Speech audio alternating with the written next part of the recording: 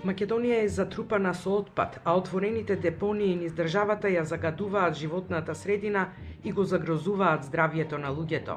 Некои се во близина на населени места, некои се оддалечени по десеттина километри. Покрај патишта и села се издигнуваат планини од ѓубре. Во Македонија има над 50 комунални депонии кои ни оддалеку не ги задоволуваат потребните стандарди.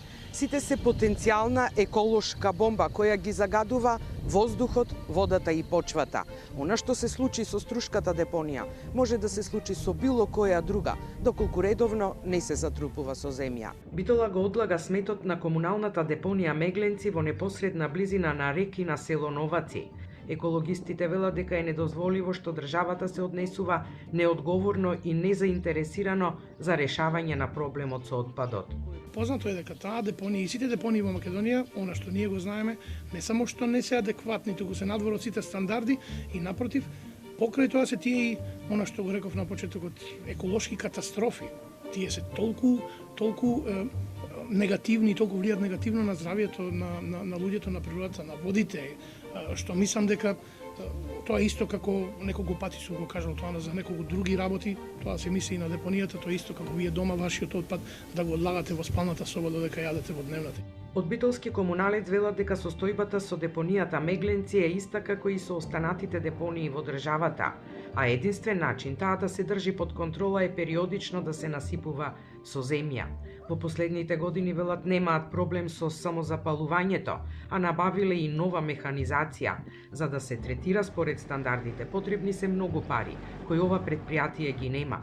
За решавање на проблемот Битола чека изградба на регионална депонија, која градоначалникот на Новаци Лазар Котевски најавува дека ќе биде на територијата на оваа општина, со што ќе се реши загадувањето од депонијата Мегленци, а вели ќе се отворат и нови работни места. Проектот ќе се финансира преку европските фондови, а Котевски вели дека работите треба да отпочнат уште оваа година со подготвување на документацијата. Навистина имаме проблем со оваа отворена депонија, која се наоѓа тука во близина на општината Новаци, поточно на селото Новаци, и исто така има проблеми и околните села, таа е самозапаллива, како што кажувате, и најдено е решењето за изградба на регионална депонија.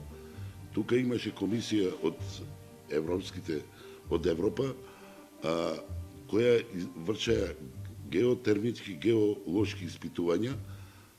Имаше доста апликанти и од другите општини. Одбрана е нашата општина, бидејќи одговара теренот. Во делот на рек лоцирана е веќе каде да се наоѓа и овие испитувања се извршени.